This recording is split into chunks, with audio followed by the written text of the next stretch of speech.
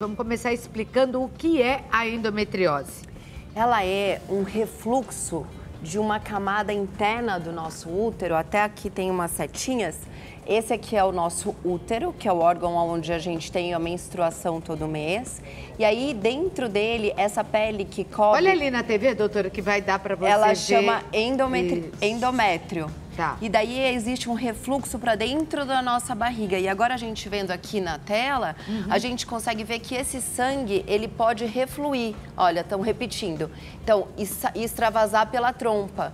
E aí ele acomete todos esses potenciais órgãos que existem em volta do nosso útero, dentro da nossa barriga. Quer dizer, quando a mulher menstrua, o sangue deveria sair todo pela vagina. Só que existe um refluxo. Ou seja, o sangue vai para dentro. Dentro da nossa barriga, para dentro do abdômen. Não sai. E ele Fica lá. pode potencialmente grudar em 10% aproximadamente dessas mulheres. Exatamente como a gente está vendo aqui. Tá. E aí, o endométrio fora do lugar, tudo na medicina que está fora do lugar é ose. Por isso que dá o nome de endometriose. E o que acontece quando esse sangue gruda, vira uma pelotinha? Ela pode fazer o quê? Nós temos 4 estágios, basicamente, da endometriose, tá? Então, lembrando, se é só umas células que grudaram, eu não enxergo células, eu só enxergo um acúmulo delas. Então, se eu tenho poucas que espalharam dentro de uma outra pele que cobre toda a nossa barriga, que chama peritônio, é como se eu tivesse só umas manchinhas de tinta jogada numa parede. Quando ele consegue ser tanto tempo, esse refluxo para dentro, ele vai se juntando e aí a gente consegue ver nódulo. Então, quando é só umas manchinhas de endometriose superficial, quando ele consegue se juntar e grudar nos órgãos em volta, endometriose profunda. Quando gruda no nosso ovário, a gente dá o nome de endometrioma. E quando ele está fora da pelve, existe uma endometriose fora da pelve, que ainda é muito controverso e de muito difícil diagnóstico, mas a gente é importante falar que isso existe, né? Doutora Natália, quais são os sintomas? Endometriose dói, a mulher sabe que tem.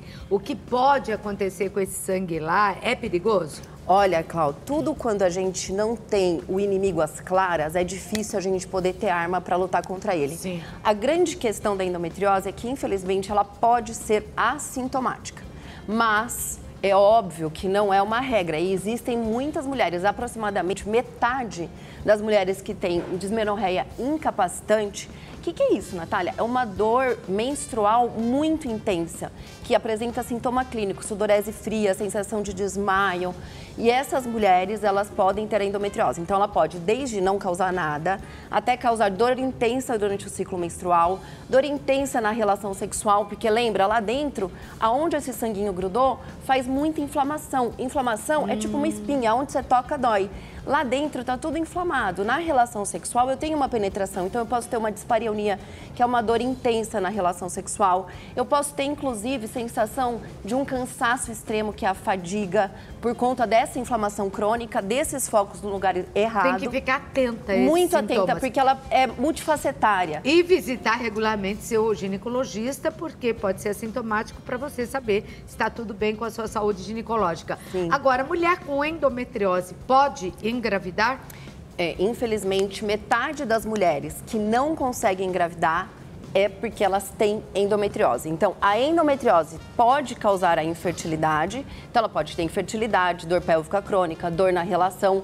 Às vezes não tem sintoma e também elas podem ter uma grande dificuldade de não conseguir engravidar e precisar, inclusive, de fertilização assistida. E como se dá o tratamento da endometriose, doutora? Ele tem que ser muito individualizado para cada fase que a gente conseguiu fazer o diagnóstico para aquela paciente. E daí a importância da gente entender, internalizar que existe essa patologia.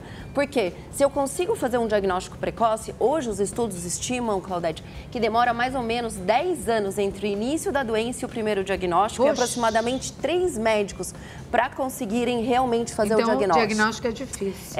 Porque não se pensa sobre isso. Porque uma vez que você cogita a possibilidade, um ultrassom simples transvaginal pode fazer esse diagnóstico. É claro que se ela é muito leve, eu preciso de um exame mais acurado. Imagina que um ultrassom é como se fosse uma TV em preto e branco chiada.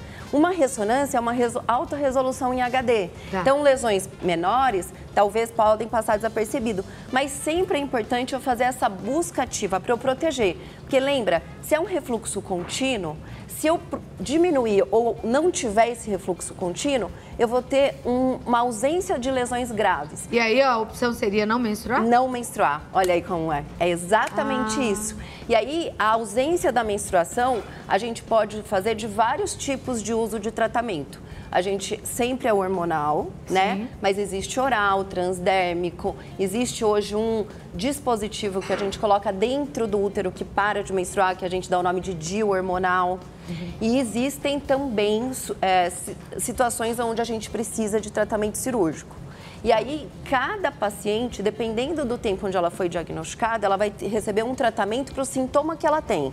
Então, vamos inventar assim, só para ficar simples. Uma mulher que tenta muito engravidar, não tem dor, mas não consegue engravidar. Ela tem um tratamento específico e que para infertilidade o tratamento sempre é cirúrgico para tentar fazer uma limpeza da cavidade. Tá, porque ela se parar de engravidar, da fertilidade, tá? Não vai poder. Então é caso a caso, praticamente. Se eu tenho uma mulher no MENACME que menstrua todo mês com dor incapacitante, eu vou tratar ela com medicação clínica para parar a menstruação. Doutora, se é um problema de parar de ter dor. Se é um problema de menstruação, quando a mulher entra na menopausa, mesmo que não se tratou, resolveu? É outra pergunta muito inteligente. Então, imagina-se assim, uma paciente que não teve sintoma durante a vida, não fez o diagnóstico, entrou na menopausa. A menopausa é outro impacto populacional, porque é outra fase de grande desafio para a mulher que entrou nessa fase, de sintoma. E aí, quando ela busca ajuda para fazer a reposição hormonal, a mulher que tem a endometriose, ela tem que fazer uma reposição hormonal muito específica para não reativar os focos de endometriose que estavam lá. Porque ele é alimentado pelo hormônio feminino. Qual o seu recado final, então, para as mulheres que estão assistindo esse programa? Só no Brasil, 6 milhões sofrem com endometriose todos os meses. O que você diria? Sempre, quando você for no seu médico de rotina, no seu ginecologista ou no seu clínico geral, alertar para a possibilidade desse diagnóstico que é tão simples de conseguir fazer. É um exame simples e sempre buscar a ajuda e a cumplicidade do seu médico para que juntos vocês consigam evitar as complicações.